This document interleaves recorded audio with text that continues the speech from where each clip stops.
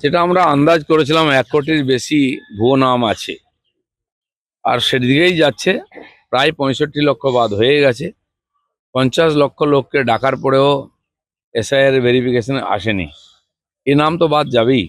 তারপরে আরো প্রায় 35 লক্ষ নাম যেগুলো থাকবে বিভিন্ন কারণে ডিসপিউটেড, সেখান থেকেও কিছু বাদ যেতে পারে। বিজেপি এটাই বলছে, আমরা বলছি 1 থেকে 1.5 কোটি ভুয়ো নাম আছে। এই নামগুলোকে বাঁচাবার জন্য এত নাটক মমতা ব্যানার্জি লোকেরা করেছেন। 1.5 কোটি লোককে নোটিশ দিয়েছেন ওনার কর্মচারীরা, এবং যাতে ব্যাপারটা পুরো গুলিয়ে যায়, যাতে ইলেকশন কমিশন রেগে মেগে বলে দেয় যাক আর ভেরিফিকেশন সবাই নাম ঢুকিয়ে দাও, সেই আশায় ছিলেন। তো সেটা হচ্ছে না। ওনারা গেলেন কোর্টও বুঝে গেছে এনাদের চালাকিটা, তারাও ছাড়ছে না। এই যে শুদ্ধিকরণ চলছে ভোটার লিস্টের, সবাই দিকে তাকিয়ে আছে। আমরা চাইছি এটা ঠিকঠাক হোক। নির্বাচন কমিশন এবং আদালত সবাই পশ্চিমবাংলার পরিস্থিতি বোঝেন, কারণ পশ্চিমবাংলা একটা বড় থ্রেট হয়ে গেছে। এখানে এত বিদেশি লোক, অবৈধ লোক ঢুকে পড়েছে। তারা যদি নাগরিক হয়ে যায়, ভোটার হয়ে যায়, তাহলে তো গণতন্ত্রের কি মানে থাকে? বা দেশের সুরক্ষায় আর পড়ে যাচ্ছে এখন রিস্কের মধ্যে। দেখুন সেদিন যে উগ্রপন্থীরা ধরা পড়েছে, তারা পশ্চিমবাংলা থেকে গেছে এবং টিএমসির মেম্বার, টিএমসি পার্টির লোক তারা। তো উগ্রপন্থী, গ্যাংস্টার, অ্যান্টি সোশ্যাল, এই সমস্ত লোকেরাই এখন টিএমসি কে চালাচ্ছে। বড় বড় নেতারা টিএমসি দেখুন, তাদের এলাকায় 50, 60, 70 হাজার করে নাম বাদ গেছে। 20%-এর বেশি নাম, 75,000 বাদ গেছে একটা অ্যাসেম্বলি থেকে।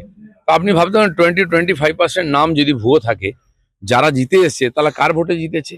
ন্যাচারালি সমস্যাটা ওদের। তাই এসআইআর ঘোষণা হতেই আর একদম টিকি খাড়া হয়ে গেছিল, শেষ হয়নি, হতে দিচ্ছে না, এখনো সেই একই গন্ডগোল চলছে।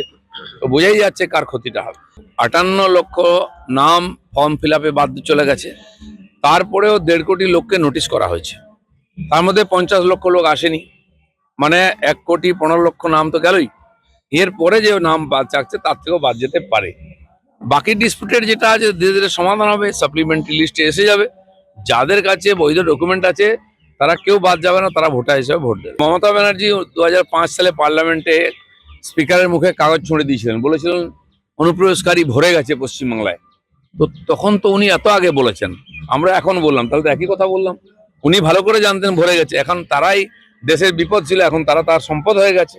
এখন কেন বলছেন না অনুপ্রবেশকারী কোথায় নাই, কোথায় গেল রোহিঙ্গা? ওনার পার্টি বলছে, উনি বলছেন, উনি জানেন তাদেরকে আঁচলের তলায় রেখেছিলেন, সেটা বার করে দিয়েছে কমিশন। সময় থাকবে না, সেজন্য প্রোটেস্ট করতেই পারে, নির্বাচন কমিশনকে মেল করবে, এত অফিসার আছে, বাদ যাওয়ার সম্ভাবনা নেই যাদের অরিজিনাল ডকুমেন্ট আছে।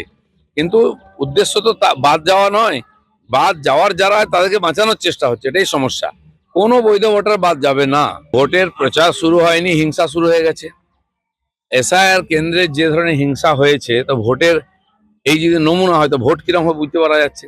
সাধারণ মানুষ ভয়ের মধ্যে আছে, সবাই বলছে সেন্ট্রাল ফোর্স না হলে কি করে ভোট হবে, কি করে ভোট প্রচার হবে। দেওয়াল লিখন করতে যাচ্ছে আমাদের লোকেরা, তাদের মেরে হাত পা ভেঙে দিচ্ছে। তো নির্বাচন প্রক্রিয়া শুরু হয়নি, তখন থেকেই হিংসা হচ্ছে, তাহলে ভোট কিভাবে হবে? মমতা ব্যানার্জি এবারে ভোটে জেতার জন্য যা করার করবেন।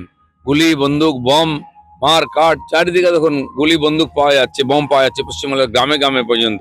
তার মানে হিংসার পরিবেশ তৈরি করে, ভয়ের পরিবেশ তৈরি করে ভোটে জেতার চেষ্টা হবে। তো পুলিশের উপর তো মানুষের ভরসা নেই, সেন্ট্রাল ফোর্স চাই এবং বেশি সংখ্যায় চাই। 8,000-এর বেশি স্কুল তো এমনি বন্ধ হয়ে যাবে, যেখানে টিচারই নেই। তো সেখানে ফোর্স থাকুক, সেটাও তো সেন্ট্রাল গভর্নমেন্টের সর্বশিক্ষা অভিযানের টাকা স্কুল তৈরি, ওনারা তো করেননি। ওনারা টিচারও দিতে পারছেন না। 6,000-এর বেশি স্কুল আছে যেখানে স্টুডেন্ট নেই, সেই স্কুলগুলো কি হবে? এইসব কাজে লাগুক। শাসক দলের ঝান্ডা ধরে নিয়ে খালি স্লোগান দিন মা মাটি মানুষ, কেউ আপনার গায়ে হাত দেবে না। দেখুন বাংলাদেশ থেকে সে উগ্রপন্থীরা এখানে ঝান্ডা ধরেছে, সে ডকুমেন্ট পাকাইছে, ধরা পড়েছে। এবং এটা করে আপনি কাটমানি খান, লুটপাট করুন, জমি দখল করুন, যা ইচ্ছা সরকারি পদ নিয়ে নিন, কে কিছু বলবে না। যে রাজ্যে এমএলএ খুনিকে পেছনে বসিয়ে বাইক নিয়ে ঘুরে বেড়ায়, মানুষকে থ্রেট করে, দেখে নাও কথা না শুনলে গাইকে নামিয়ে দেবো, উড়িয়ে দেবে, তো সেখানে আপনি কি আশা করতে পারেন? সেই জন্য ভোটের কি পরিবেশ তৈরি হবে সেটা আশা করা যাচ্ছে। এত চাকরি আছেটা কোথায়, যে দেবেন? নাকি খালি প্রতিশ্রুতি দিচ্ছেন? ভোটের পরে উনি জানেন তো উনি তো সরকারে থাকবেন না, চাকরিটা আর দেবে কে? সেই জন্য এইসব কথা বলে যাচ্ছেন। চাকরি খালি, কারণ এই যে ছাত্রছাত্রীরা পাস করে রাস্তায় বসে আছে, তাদের চাকরির দরকার নেই, তাদের ভবিষ্যৎ দরকার নেই। বহু লোক চাকরির জন্য ঘুরে বেড়াচ্ছে, পরীক্ষার পরে চাকরি হয় না, চাকরি চলে গেছে, তাদেরটাও ভাবুন, তারাও তো ক্ষতিগ্রস্ত। এখানে কেন্দ্র সরকারের টাকা পাঠানো হচ্ছে মানুষের উন্নয়নের জন্য, সেখান থেকে এখানকার লোককে বঞ্চনা করেছে। বাঙালির বঞ্চনা নয়। ওপার বাংলা থেকে হিন্দুরা এসে গেলে টেনশন, রোহিঙ্গা এসে গেলে কোনো টেনশন নেই, তারা বাঙালি হয়ে যাচ্ছে। কিন্তু অন্য রাজ্য থেকে এই দেশের যারা বৈধ নাগরিক তারা যদি এখানে আসে তার বিরুদ্ধে আন্দোলন করা হচ্ছে, তাদেরকে তাড়াবার চেষ্টা হচ্ছে। কিন্তু বাংলাদেশ থেকে যদি অনুপ্রবেশকারী ঢোকে তারা বাঙালি হয়ে যাবে, তাদের এখানে থাকার অধিকার আছে, আর তাদেরকে ভোটার হিসেবে রাখার জন্য মমতা ব্যানার্জি চেষ্টা করছে।